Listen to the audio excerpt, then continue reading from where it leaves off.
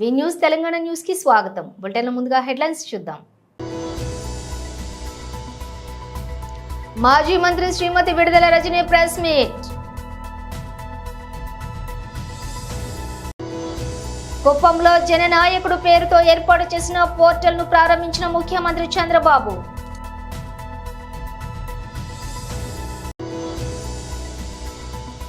Formula ఈ race case, KTR ఇంటి వెలుపల హరీష్ రావు కీలక వ్యాఖ్యలు.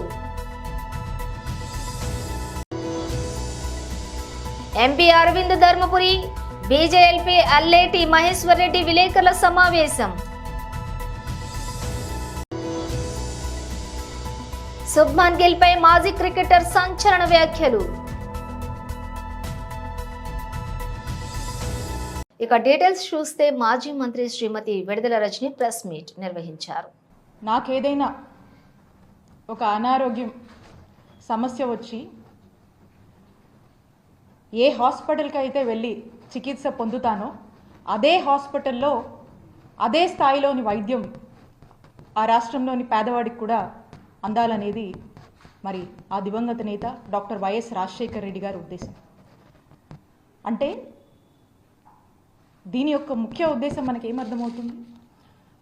ఏదైతే ఒక కార్పొరేట్ స్థాయి వైద్యం ఉందో అది పేదవాడికి కూడా అందించడమే దీని యొక్క ప్రథమ లక్ష్యం అని చెప్పి మరి ఎంతో మానవత్వంతో ఈ యొక్క గొప్ప కార్యక్రమాన్ని మరి రూపొందించి ఆరోగ్యశ్రీ అని చెప్పి కొన్ని లక్షల మందిని వారి యొక్క ప్రాణాన్ని కాపాడినటువంటి కార్యక్రమమే ఈ ఆరోగ్యశ్రీ పథకం.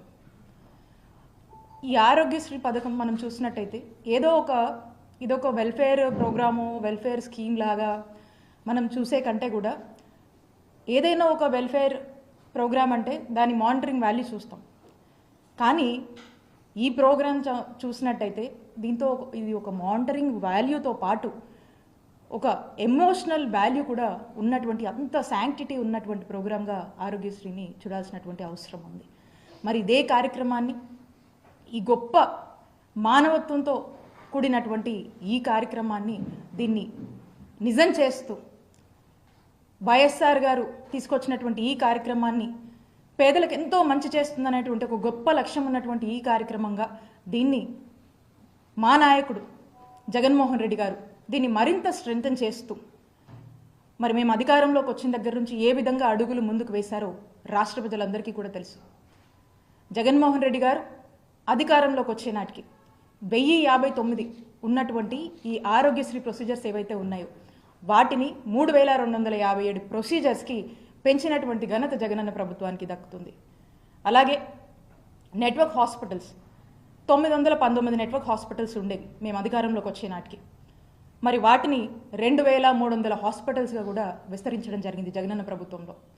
అలాగే ఆరోగ్యశ్రీ ఏదైతే 5 లక్షల వరకు వర్తింపు ఉండిందో, 5 లక్షలకే పరిమితం ఉండిందో దాన్ని 25 లక్షల వరకు కూడా పెంచినటువంటి ఘనత జగన్మోహన్ రెడ్డి గారి ప్రభుత్వానికి దక్కుతుంది.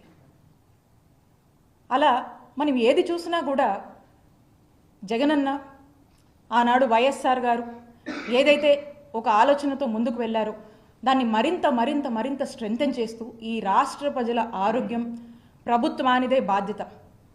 ఈ రాష్ట్రంలో ఏ పేదవాడికైనా ఏదైనా ఒక అనారోగ్య సమస్య వచ్చినప్పుడు ఆ బాధ్యత, ఆ పూర్తి రెస్పాన్సిబిలిటీ ప్రభుత్వంగా మాది అని భావించి ఆ సమస్య తనదైనప్పుడు ఎలాంటి బాధ ఉంటుందో, తనదైనప్పుడు ఎంతటి రెస్పాన్సిబిలిటీ ఉంటుందో ఆ మొత్తం రెస్పాన్సిబిలిటీ కూడా జగన్మోహన్ రెడ్డి గారు తీసుకొని ప్రజా సమస్యల పరిష్కారం కోసం కుప్పంలో జననాయకుడు పేరుతో ఏర్పాటు చేసిన పోర్టల్ ను ప్రారంభించిన ముఖ్యమంత్రి చంద్రబాబు.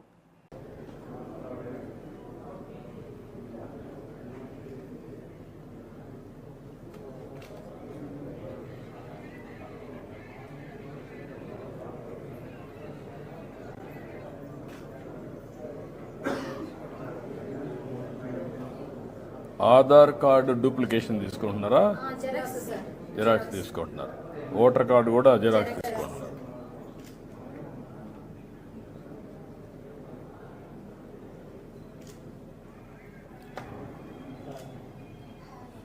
అర్జీదారుని విన్నపం మీరు రాస్తున్నారా, వాళ్ళు చెప్పింది? తెలియని వాళ్ళైతే మేమే ఫిల్ చేసి వాళ్ళ సమస్య అడిగి ఏం సమస్య నేను అది రాసి మేము ఇస్తాం. ఇది తీసుకున్న ఇది వచ్చినాక ఇది ఫిలప్ చేస్తారు.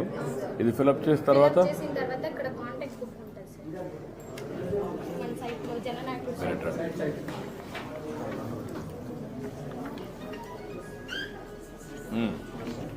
చెప్పండి, మీరు ఎక్స్ప్లెయిన్ చేయండి. సార్ ఇక్కడ డాష్ బోర్డ్ ఉంటుంది సార్. ఇక్కడ ఆఫీస్లో మేనేజ్ విజిటర్ కాంటాక్ట్ బుక్ ఉంటుంది సార్. సో మనకి రిసెప్షన్లో కాంటాక్ట్ బుక్ మాత్రమే అవసరం సార్.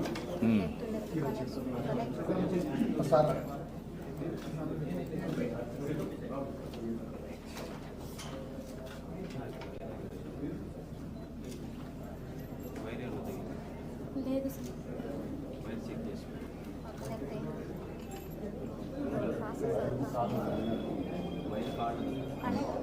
లో వోల్టేజ్ వైర్ పోయిందా లేకుంటే వైఫై ఇది ఓకే.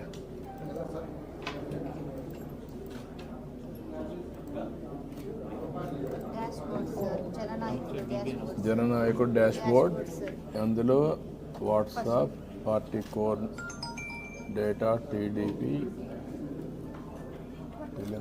మనం ఏదైనా కాపీ చేయాలంటే వాట్సాప్లో తీసుకొని కాపీ చేసుకుంటాం సార్. ఏంటా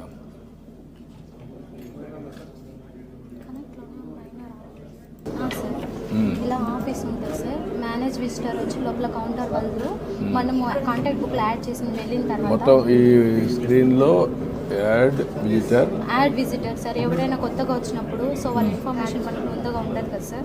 సో వాళ్ళ డీటెయిల్స్ మనం అప్లికేషన్లో రాసుకొని సో మనం యాడ్ విజిటర్లో మనం యాడ్ చేసుకోవాలి. ఇక్కడ నుంచి మేనేజ్ విజిటర్ అంటే లోపల కౌంటర్ వాళ్ళు చూసుకుంటారు సార్, ఎంగేజ్మెంట్ ఆఫీసర్స్. సో రిసెప్షన్లో ఫస్ట్ ఒకటి ఇది కాంటాక్ట్ బుక్ అనేది ఓపెన్ చేసుకుంటాం sir. So contact book open చేసుకుని ఒకటి చెప్పండి. కాంటాక్ట్ బుక్ ఓపెన్ చేసిన తర్వాత సో ఇనిషియల్ సార్. సో వాళ్ళ ఫుల్ నేము, వాళ్ళ మొబైల్ నెంబరు, సో వాళ్ళు ఏ స్టేటు, మన స్టేట్ ఏముంటుంది sir, Andhra Pradesh, district, assembly select చేసుకున్న తర్వాత మండల్ సార్. మండల్ తర్వాత పిన్ కోడ్, వాళ్ళ అడ్రస్, జెండర్ టైప్ చేసుకుని సేవ్ చేసామంటే లోపల ఎంగేజ్మెంట్ ఆఫీసర్స్ కౌంటర్కి సెండ్ చేస్తాం సార్. వాళ్ళ ప్రాబ్లం ఏముందో సర్టెన్ డిపార్ట్మెంట్ అనేది మనం అప్లికేషన్ సెండ్ చేస్తాం సార్. ఒకవేళ వాళ్ళకి తెలియకపోతే మేమే గైడ్ చేసి పిచ్చుకొని వెళ్ళి ఆ కౌంటర్లో వదిలి కూర్చోబెట్టేసి వస్తాం సార్. ఓకే, అంతవరకు మీరు చేస్తారు. ఫార్ములా ఈ కార్ రేస్ కేసులో కేటీఆర్ దాఖలు చేసిన క్వాష్ పిటిషన్ను తెలంగాణ హైకోర్టు కొట్టివేసిన నేపథ్యంలో మాజీ మంత్రి బీఆర్ఎస్ సీనియర్ నేత హరీష్ రావు కీలక వ్యాఖ్యలు చేశారు.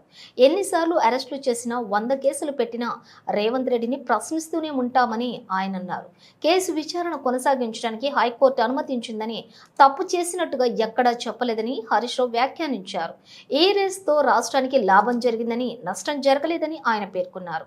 అసలు అవినీతి జరగనప్పుడు ఈ కేసుకు ఆస్కారం ఎక్కడ ఉంటుందని హరీష్ రావు ప్రశ్నించారు. రేవంత్ రెడ్డి డైవర్షన్ పాలిటిక్స్ చేస్తున్నారని హరీష్ ఆరోపించారు. బ్లాక్ మెయిల్ రాజకీయాలకు పాల్పడుతున్నారని, అక్రమ అరెస్టులతో ప్రభుత్వ తప్పులను కప్పిపుచ్చుకోవాలని రేవంత్ భావిస్తున్నారంటూ ఆయన ఆరోపించారు. అవినీతి జరగలేదని, గ్రీన్ కో కంపెనీకి ₹1 కూడా చెల్లించలేదని అన్నారు. ఈ కేసు వ్యవహారంలో సుప్రీంకోర్టు అప్పీలుకు పోవాలా లేదా అనేది న్యాయవాదుల సలహా మేరకు నిర్ణయం తీసుకుంటామని ఆయన వివరించారు. కేటీఆర్ క్వాష్ పిటిషన్ పై హైకోర్టు తీర్పు నేపథ్యంలో నందీనగర్లోని కేటీఆర్ నివాసానికి బీఆర్ఎస్ నేతలు తరలి వెళ్లారు. అనంతరం హరీష్ రావు మీడియాతో మాట్లాడారు.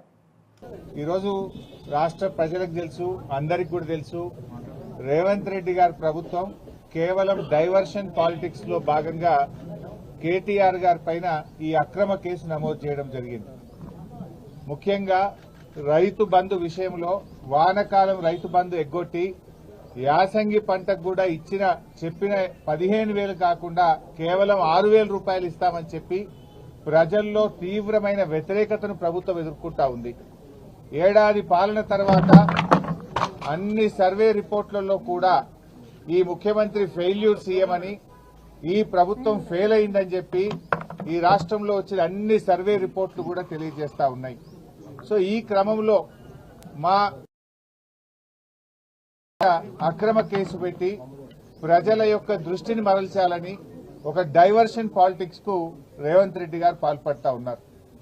మాకు తెలుసు రేవంత్ రెడ్డి గారు ఇలాంటి ఇంకా అక్రమ కేసులు చాలా పెడతారని, ఇంకా మాలాంటి చాలా మంది నాయకుల మీద కూడా ఇలాంటి అక్రమ కేసులు ఆయన పెడతాడని.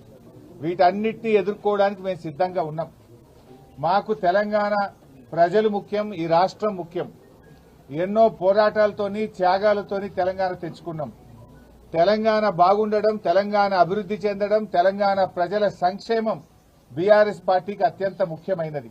మీరు ఎన్ని కేసులు పెట్టినా, మా మీద ఇంకా ఎన్ని రకాలుగా ఒత్తిళ్లు పెట్టినా, ఈ రాష్ట్ర ప్రజలకు నువ్వు ప్రజలకు ఇచ్చిన 6 గ్యారెంటీలు అమలు చేసేదాకా నీ ప్రభుత్వాన్ని నిన్ను ఎట్టి పరిస్థితుల్లో వదిలిపెట్టం.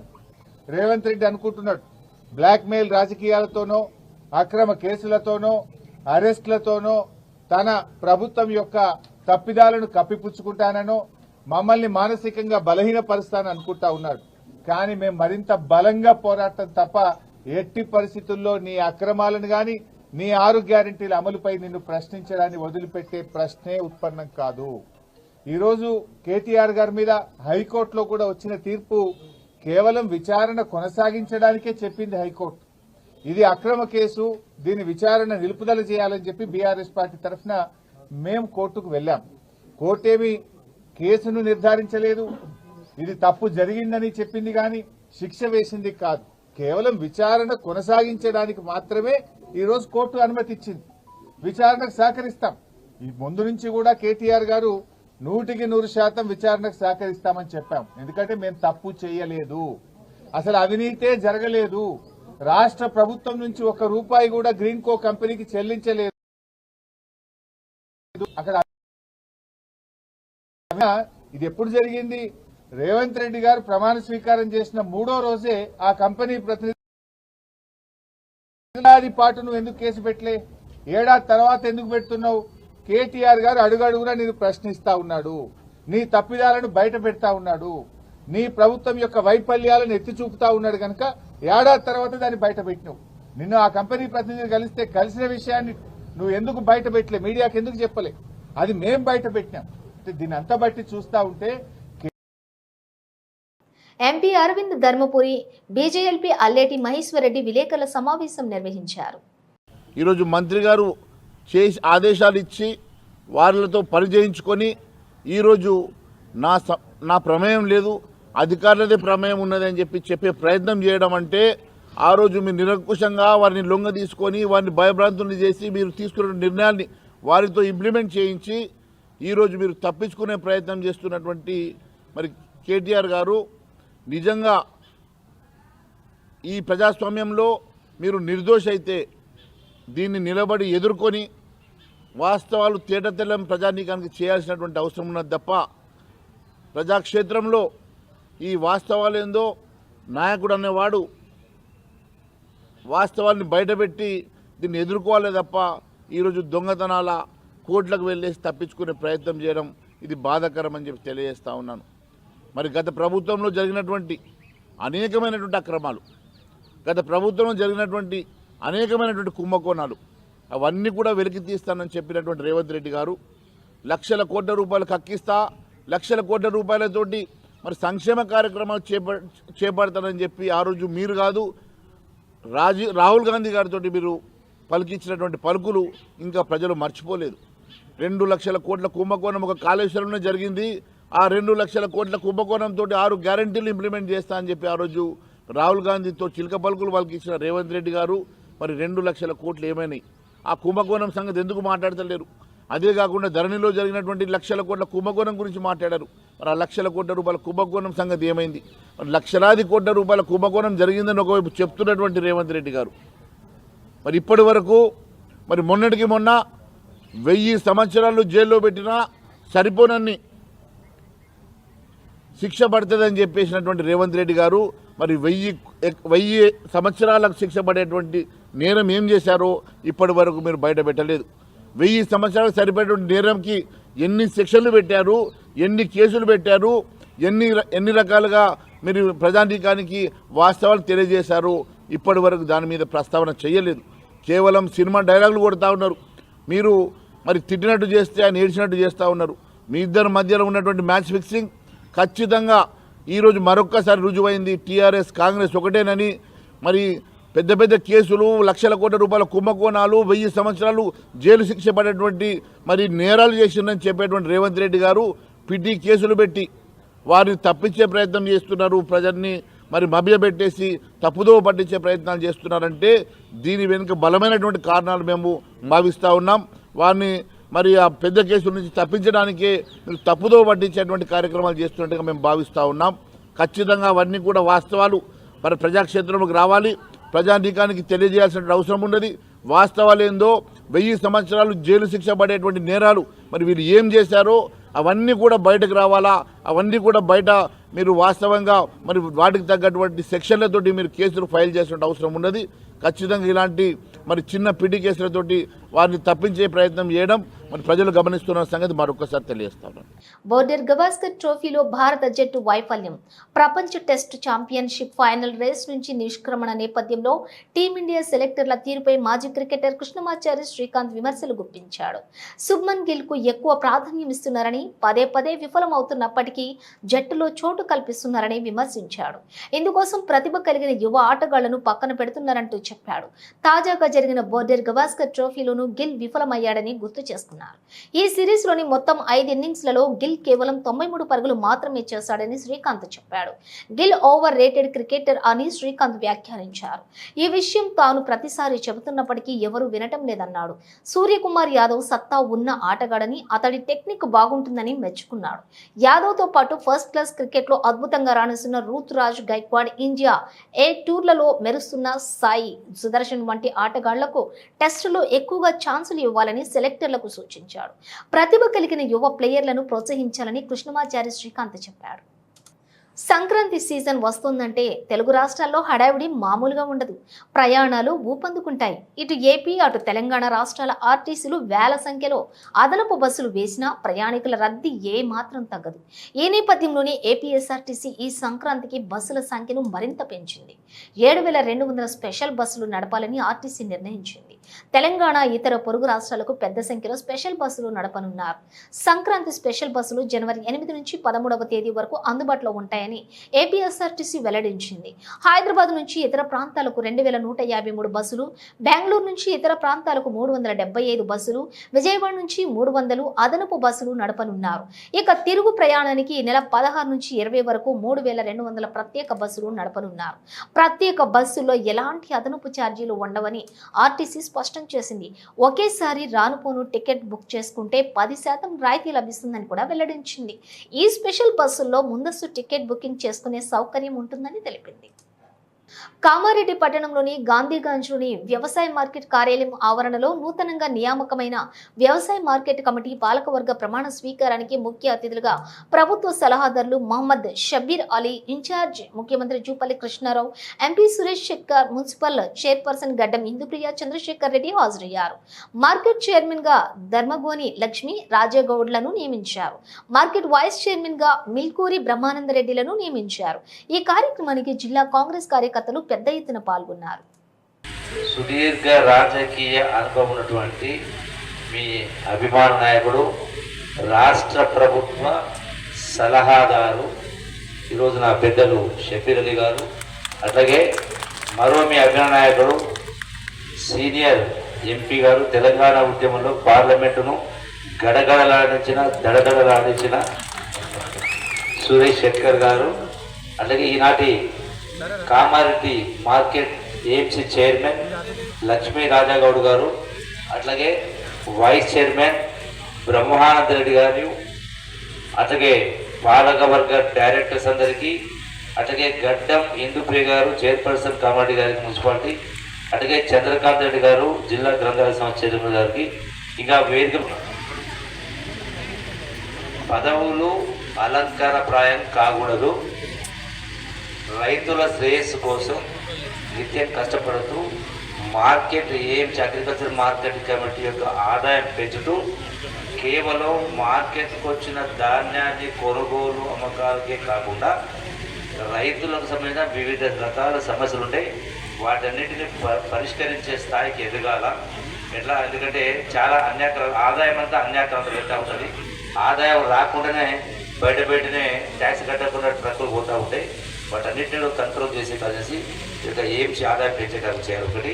రెండవది మీకు సూచన, కరీంనగర్ జిల్లాలో ఒక సొసైటీ ఉంది, పుల్కనూర్ సొసైటీ. ఆ పుల్కనూర్ సొసైటీ ఒకసారి మీరు సందర్శించి ఊళ్ళో గడిపినట్టు పొద్దున్న పోయి సంటాక ఎంత గొప్ప గొప్ప కార్యక్రమం చేస్తారో, రైతులకు సంబంధించిన అన్ని రకాల సమస్యలు పరిష్కారం చేస్తాము. మీ యొక్క మార్కెట్ కమిటీ కూడా ఆ సొసైటీ చేసే పనులు మీరు చేయొచ్చు. రేవంత్ రెడ్డి గారి నాయకత్వాన కొనసాగుతూ ఉంది.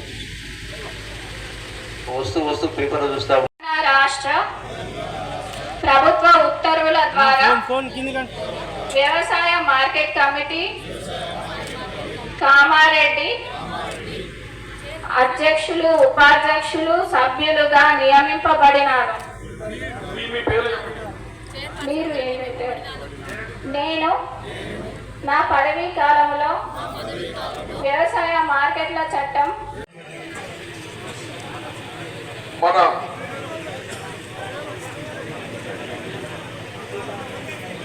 కామారెడ్డి మార్కెటింగ్ కమిటీ కార్యవర్గ ప్రమాణ స్వీకారానికి మరి విచ్చేసిన మన గౌరవనీయులు ఇన్ఛార్జ్ శాఖ మార్చులు మరి పెద్దలు తిరుపల్లి కృష్ణారావు గారికి స్వాగతం పలుకుతూ, దాంతో పాటు మన ప్రియతమ నాయకుడు కామారెడ్డి ముద్దు బిడ్డ మరి మాజీ మంత్రి వర్యులు రాష్ట్ర ప్రభుత్వ సలహాదారు చెప్పినన్న గారికి, ఆరోగ్యశ్రీ పథకాన్ని కూటమి ప్రభుత్వం అనారోగ్యశ్రీగా మార్చేస్తుందని AP Congress chief YS Sharmila విమర్శించారు. పేదవాడి ఆరోగ్యానికి భరోసా ఆరోగ్యశ్రీ అని ఆమె చెప్పారు.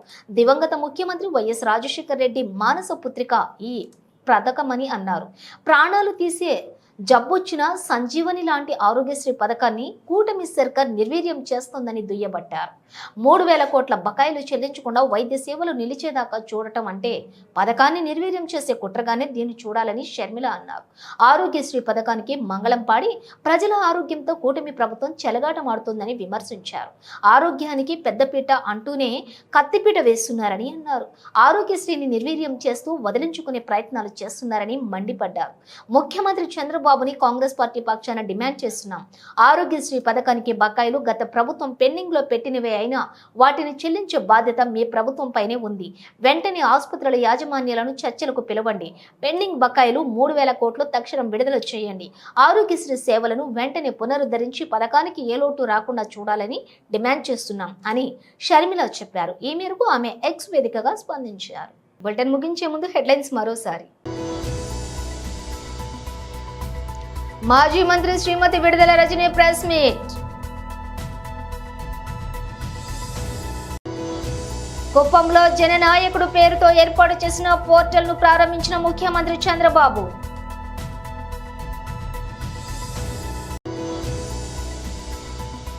ఫార్ములా ఈ రేస్ కేసు, కేటీఆర్ ఇంటి వెలుపల హరీష్ రావు కీలక వ్యాఖ్యలు.